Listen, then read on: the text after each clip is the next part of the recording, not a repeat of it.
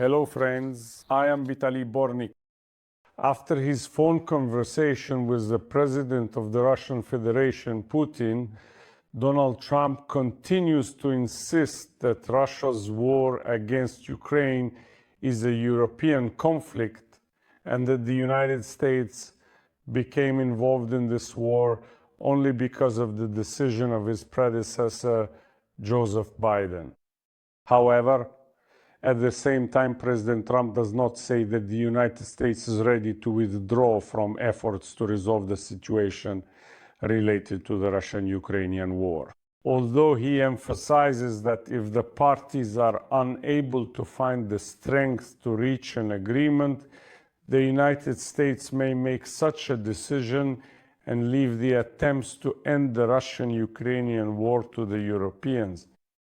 When asked directly whether he trusts President Putin, the American president emphasized that he does have such trust and believes that Putin wants to end the war. However, Trump called the Ukrainian president, Volodymyr Zelensky, a difficult interlocutor. The American president also emphasized that he may consider increasing the supply of weapons to Ukraine, but for now he's not thinking about it because he believes in the possibility of a peaceful resolution to the Russian-Ukrainian war.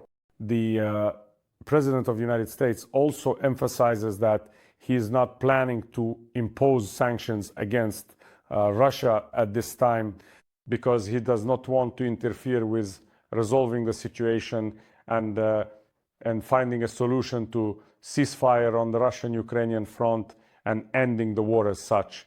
In other words, if we draw a real conclusion from everything that Trump wrote and said after his conversation with Putin, we can say that everything is unfolding exactly according to the Russian president's scenario. After all, negotiations while military actions continue are precisely Putin's scenario. The possibility of avoiding new sanctions from the United States is exactly Putin's scenario. And it is precisely for this reason that Putin continues to have long, pointless phone conversations with Trump. And of course, the problems in communication among Western leaders when European leaders are simply driven mad by what Trump tells them, but cannot say to his face this too is part of Putin's scenario. Meanwhile, Putin himself is forced to perform only those rituals that are absolutely clear to him as an experienced Chekist, telling everyone how wonderful Trump is, congratulating him on the birth of his 11th grandchild, or expressing special respect for the wife of the American president. So, according to his own words, the leader of the United States, after speaking with the Russian president, even asks Putin whether he respects him as much as he respects Melania, which of course can also give us an idea of both the cognitive abilities of the current American president and what he actually pays attention to.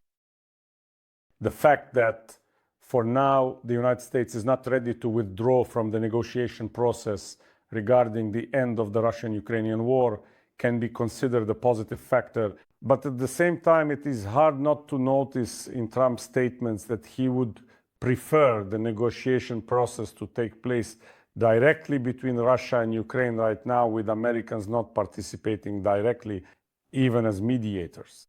And in this way, the process can be dragged out for a long time. The press secretary of the president of the Russian Federation, Peskov, has already emphasized that it is quite difficult to say how long it will take to agree on the so-called memorandum proposed by Putin during his phone conversation with the American president.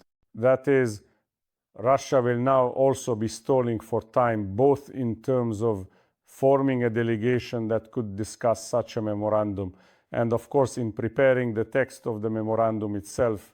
The Russians know how to do this because they can put forward conditions during the work on the document that Ukraine will not be able to accept. And it is precisely the coordination of the memorandum that could be linked to the process of establishing a ceasefire on the Russian-Ukrainian front. And of course, this could go on indefinitely. From Trump's point of view, a possible way out of this endless process could be his personal meeting with the Russian president. And after his phone conversation with Putin, Trump admitted that he had discussed the possibility of such a meeting. However, judging by the details of this conversation between the American and Russian presidents, he did not achieve any satisfactory result from this discussion regarding a personal meeting.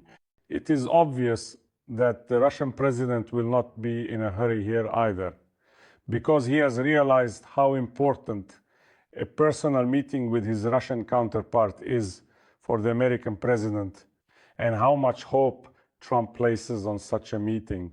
Thus, it can be said that the reaction of the President of the United States to his conversation with the President of the Russian Federation was truly astonishing, and not only for the President of Ukraine, Volodymyr Zelensky, who later emphasized at a briefing that Ukraine would do everything possible to keep the United States involved in the negotiation process, but also for the European leaders who realized that the United States was not prepared to coordinate new sanctions against the Russian Federation with them. Well, it must be clearly understood that the late-night briefing in the Kremlin, which Vladimir Putin held on the night of May 10th to 11th, immediately after the visit of European leaders to the Ukrainian capital with an ultimatum to cease fire, was aimed precisely at preventing both new coordinated Western sanctions and, of course, the possibility of a ceasefire on the Russian-Ukrainian front. And as we can see from the results of the phone conversation with Trump and the statements of the American president, Putin achieved his goal. However, it cannot be said that this achievement is truly an accomplishment of the Russian president himself. Putin would not have been able to get what he wanted if he had not been aided by his partner in Washington, who seems to be focused precisely on ensuring the most comfortable conditions for his Russian counterpart, under the pretext that any blow to Russian interests would hinder the possibility of a ceasefire on the Russian-Ukrainian front and agreements to end the Russian-Ukrainian war itself. A process that Putin will drag out and stall for as long as he has the ability to continue influencing Trump and feeding him empty promises. However, if the American president wants to be fed these empty promises, there will be plenty of them. Thank you, friends. Stay on this channel, subscribe to it, follow on social media, and support the channel on Patreon, Buy Me a Coffee, and Donatella, which help these resources grow. Make use of the sponsorship feature right here on YouTube. Wishing you victory and peace. Good luck.